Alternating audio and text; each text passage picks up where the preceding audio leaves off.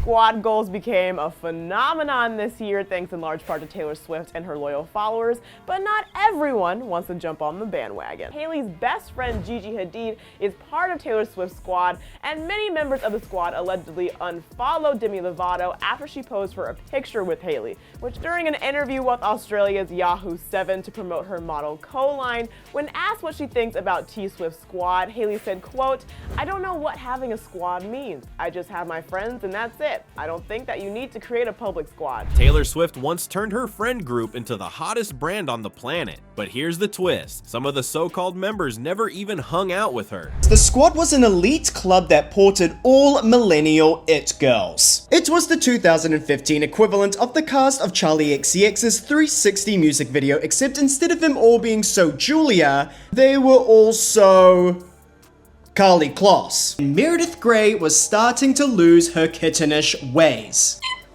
The writing was on the wall. It was time for Taylor to form a legion of female friends and give it the most millennial name to ever exist.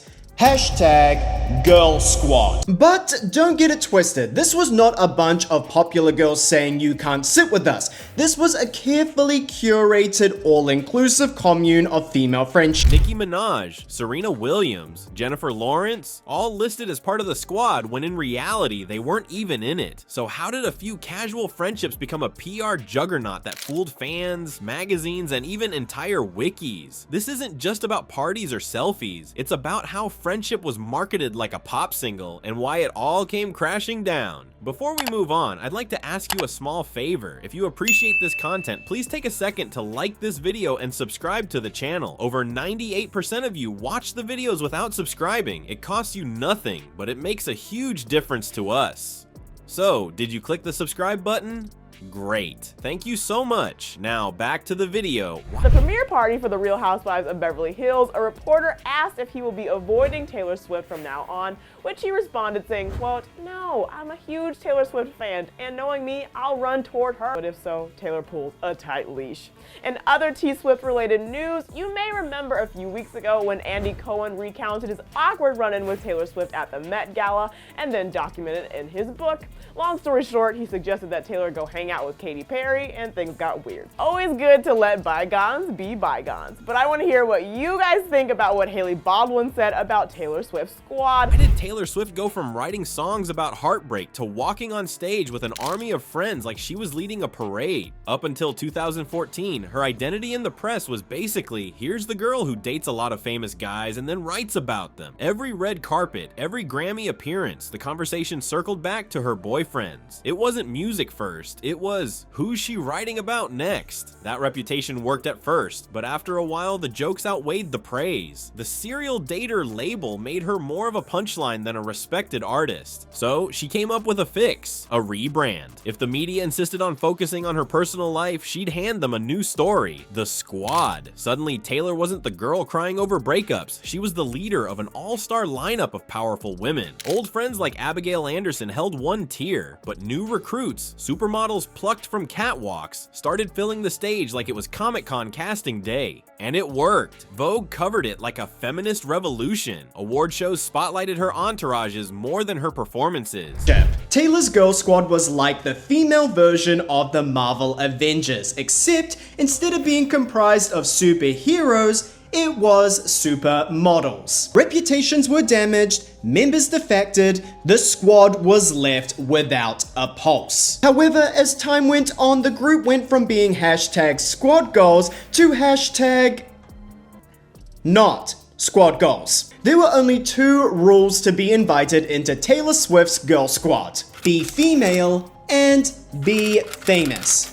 She'd solved her image issue, at least temporarily, but with any brand, once you oversell it, you open the door for cracks to appear. What happens when a girl squad that was sold as supportive starts looking more like an invite-only club? At first, the branding screamed empowerment. The Bad Blood video rolled out with a star-studded cast, each woman dressed like she was ready to end a Marvel villain. And the message was simple: unity makes us stronger. But here's the twist: most of those women weren't actually Taylor's close friends. Some barely knew her. That's why seeing Jessica Alba suddenly stomp into frame in leather armor looked cool on screen, but didn't exactly scream lifelong bond. It felt less like friendship and more like a guest list for a blockbuster cameo roll call, and people started to notice. Lena Dunham said she felt out of place, Demi Lovato called it fake, and Chloe Grace Moretz simply refused the golden ticket. Suddenly the promise of openness looked like the opposite: narrow and exclusive. Then came the Nicki Minaj VMA feud, which exposed cracks in the whole female solidarity vibe. And the real kicker? That famous Bad Blood video broke YouTube records, but everyone showed up unpaid in the name of friendship. Free labor masked as loyalty. Pile on the explosive Kanye and Kim drama, and the squad turned toxic, its image collapsing under its own contradictions. So what came after Ashes? After the whole squad setup blew up, the question was never, does Taylor still have friends? It was, why did she suddenly stop parading them around? The answer's simple: she didn't ditch the friendships, she just moved them off the red carpet and into living rooms. So who exactly was in this squad? The Taylor Swift wiki provides quite a liberal list of members, however some are a tad questionable. What part of girl squad does the wiki not understand?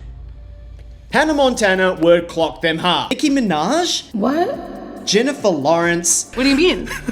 What do you mean? Serena Williams. These women were never in the squad. This includes Abigail Anderson, her #1 best friend. She was name dropped in 15, she was in the Picture to Burn music video. No choreographed entrances at award shows, no Instagram photo dumps from matching vacations. Now it's dinners, quiet weekends, and the occasional blink and you miss it birthday picture. Fans, of course, weren't thrilled at first. They wanted the spectacle, the endless selfies with models lined up like they'd been cast in an Avengers spin-off. Instead, they got nothing. Where people once sifted through glossy squad snapshots, now they're left with silence. That's when names of the core group started making themselves known in smaller, more normal ways. Selena Gomez never really left her side. Gigi Hadid still shows up, and the Haim sisters remain her closest musical allies. Then there are the newer faces. Blake Lively with family double dates, Sabrina Carpenter catching attention on stage, and Gracie Abrams joining tours. It feels less like squad goals and more like group chat goals. That's the shift. No more mass-marketed versions of friendship. She learned privacy equals authenticity, which leaves the big question: was everyone else ready for that change? What started as a clever escape plan from the boy crazy label morphed into one of the strangest experiments in celebrity branding. Taylor's squad was first a shield, then a spectacle, and finally a lesson in what happens when you try to market friendship like perfume. It's funny and a little sad. Turning hangouts into PR tools only made them look fake. So here's the question for you. Can any public girl gang survive the microscope, or is everyone doomed to collapse? Was Taylor's squad just peak 2010's energy, or an Instagram era warning shot for the next generation?